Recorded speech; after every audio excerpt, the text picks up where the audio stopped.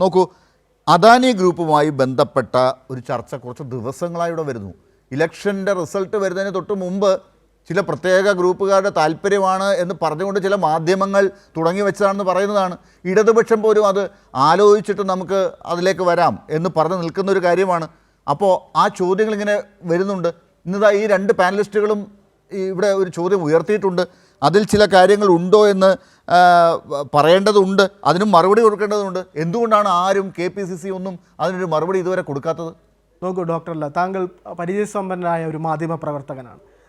ഈ പറയുന്ന കൈരളി പോലെയുള്ള ചാനലുകൾ ഈ പറയുന്ന രീതിയിലുള്ള അന്വേഷണവുമായി ബന്ധപ്പെട്ടൊക്കെ നിൽക്കുന്നതാണ്. ഞാനും ജയചന്ദ്രൻ മാഷും തമ്മിൽ ഒത്തിരി ചർച്ച പാനലുകളിൽ ഇരുന്നിട്ടുള്ള ഒരാളാണ്. അദ്ദേഹത്തെ പോലെ മുതിർന്ന ഒരു മാധ്യമ പ്രവർത്തകനാണ്. ഈ പറയുന്ന രീതിയിലേക്ക് ആരോപണം ഞാൻ അദ്ദേഹത്തെ വെല്ലുവിളിക്കുകയാണ്. അങ്ങനെ എന്തെങ്കിലും ഉണ്ടെങ്കിൽ ഈ പറയുന്ന നിമിഷങ്ങൾ കൊണ്ട് അതുമായി ബന്ധപ്പെട്ട തെളിവുകൾ പൊതുസമൂഹത്തിൽ കൊണ്ടുവരുവാൻ പ്രാപ്തിയുള്ള മാധ്യമ സ്ഥാപനമായി ഞാൻ ഇരിക്കുന്ന ഫ്ലോറിക്ക സ്ഥാപനങ്ങൾ അങ്ങനെ ഭരണപക്ഷത്തെ അല്ലെങ്കിൽ കോൺഗ്രസിനെയൊക്കെ പറ്റിയുള്ള ഈ പറയുന്ന വിവരങ്ങൾ പുറത്തു കൊണ്ടുവരാൻ ആഗ്രഹിക്കുന്ന ആളുകളാണല്ലോ നിങ്ങളെല്ലാം. പക്ഷേ നിങ്ങളെ സംബന്ധിച്ച് ഇതുവരെയായിട്ട് ഈ ആരോപണങ്ങൾ എന്ന് പറയുന്നതല്ലാതെ ഇതുമായി ബന്ധപ്പെട്ട് എന്തെങ്കിലും നോക്കുമ്പോൾ പണ്ട് സുരേന്ദ്രൻ കാണിച്ച പോലെ കൈയുടെ രേഖകൾ കാണിക്കാൻ പറ്റില്ല.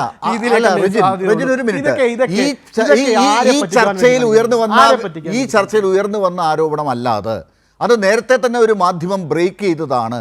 അത് കുറച്ച് ദിവസങ്ങളായി ഇങ്ങനെ നമ്മുടെ എയറിലുണ്ട്. അതിപ്പോൾ വീണ്ടും വന്നുകൊണ്ടിരിക്കുന്നു. ഇന്നിപ്പോൾ അത് എടുത്ത് വീണ്ടും പറഞ്ഞിരിക്കുന്നു.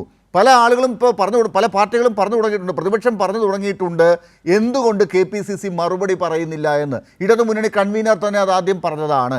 അതിനൊരു ഉത്തരവാദിത്തമില്ലേ UDFന് മറുപടി പറയാൻ, KPCCക്ക് മറുപടി പറയാൻ? അത് ഇവിടുത്തെ ഈ പാനലിൽ പങ്കെടുക്കുന്ന ചർച്ചയ്ക്ക് ഞാൻ ക്ഷണിച്ച അതിഥികൾ രേഖയും കൊണ്ടുവരണോ? അല്ല ഡോക്ടറല്ല, ഇതുമായി ബന്ധപ്പെട്ട് KPCCക്ക് മറുപടി പറയേണ്ട കാര്യമില്ല, അല്ലെ മുഖ്യമന്ത്രിക്ക് മറുപടി പറയേണ്ട കാര്യമില്ല എന്നൊക്കെ ചോദിക്കുമ്പോൾ ഈ ഒരു ആരോപണവുമായി ബന്ധപ്പെട്ട് എന്ത് കാര്യമാണ് ഉണ്ടായിട്ടുള്ളത്? ഈ പറയുന്ന ആർക്കും ആരെപ്പറ്റി ആരോപണം പറയാം. നാളെ എന്നെപ്പറ്റി പറയാം, ഡോക്ടർ ലാലിനെ പറ്റി പറയാം, നമ്മൾ അങ്ങോട്ട് പോകുമ്പോൾ യാത്ര കണ്ടപ്പോൾ കാര്യം പറയുന്നവരെ പറ്റി പറയാം. പക്ഷെ ഒരു കഴമ്പും കാര്യവും ഇല്ലാത്ത കാര്യത്തെ പറ്റിയൊക്കെയാണ് ഈ വന്നിരുന്നിട്ട് വിവാദം വേണ്ടി അതാര് പറയണം? നമ്മൾ മുഖവിലയ്ക്ക് പോലും എടുക്കാത്ത വിഷയമാണെന്നേ ഇത്. ഈ പറയുന്ന വിഷയം മുഖവിലയ്ക്ക് പോലും എടുക്കാത്ത ഒരു പരിധി പോലും ഇല്ലാത്ത കേരളത്തിൽ എന്തെങ്കിലും ഒരു രീതിയിലുള്ള അങ്ങനെയുള്ളൊരു കാര്യങ്ങൾ ഉണ്ടായിട്ടുണ്ടെങ്കിൽ അതൊരു ബുക്കിമാരെ ആർക്ക് വേണമെങ്കിലും അതിനെതിരെ കേസ് കൊടുക്കുവാനും അതുമായി ഉള്ള സ്വാതന്ത്ര്യമുള്ള നാട്ടിൽ ഇരുന്നുകൊണ്ടാണ് ഞാനും നിങ്ങളുമൊക്കെ സംസാരിക്കുന്നത്. അവിടെ ഇരുന്നുകൊണ്ടാണ് ചോദിക്കുന്നത് ഇങ്ങനെ ഒരു സംഭവം ഉണ്ടായിട്ടില്ലേ, ഇങ്ങനെ ഒരു സംഭവത്തിനെതിരെ പ്രതികരിക്കണ്ടേ, KPCC മറുപടി പറയണ്ടേ? നാട്ടിൽ ആരെങ്കിലുമൊക്കെ എന്തെങ്കിലുമൊക്കെ പറയുന്നത് കേട്ടുകൊണ്ട് KPCC നാളെ മറുപടി കൊടുക്കുവാൻ വേണ്ടി അല്ലെങ്കിൽ അതുമായി ബന്ധപ്പെട്ടവർ മറുപടി എടുക്കാൻ തുടങ്ങി. പിണറായി വിജയൻ സർക്കാരിനെതിരെ VD സതീശന്റെ നിലപാട് ഇങ്ങനെയായിരുന്നു. പ്രതിപക്ഷ നേതാവായിരുന്നു അന്നത്തെ പ്രതിപക്ഷ നേതാവിന്റെ നിലപാട് ഇങ്ങനെയായിരുന്നു. ഒന്ന്.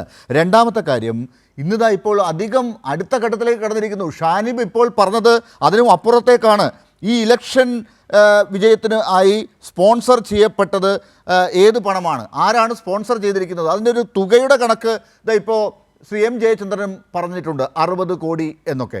അപ്പോൾ അത് അടുത്ത തലത്തിലേക്ക് കടന്നിരിക്കുകയാണ്. ഉത്തരവാദിത്തപ്പെട്ട അതിന് വേറെ കാര്യം കൂടി ശ്രീ M ജയചന്ദ്രൻ പറഞ്ഞത് കോൺഗ്രസ് നേതാക്കളാണ് അദ്ദേഹത്തോട് വിളിച്ചു പറഞ്ഞതെന്നാണ്.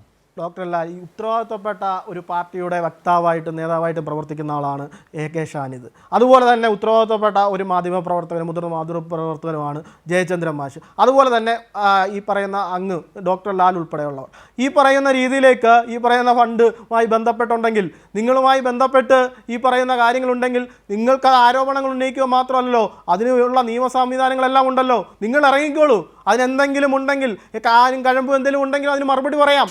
മറുപടി പറയാൻ മാത്രമല്ല അത് എന്താണ് കാര്യമെന്നുള്ളതും ഒക്കെ വിശദീകരിക്കാം.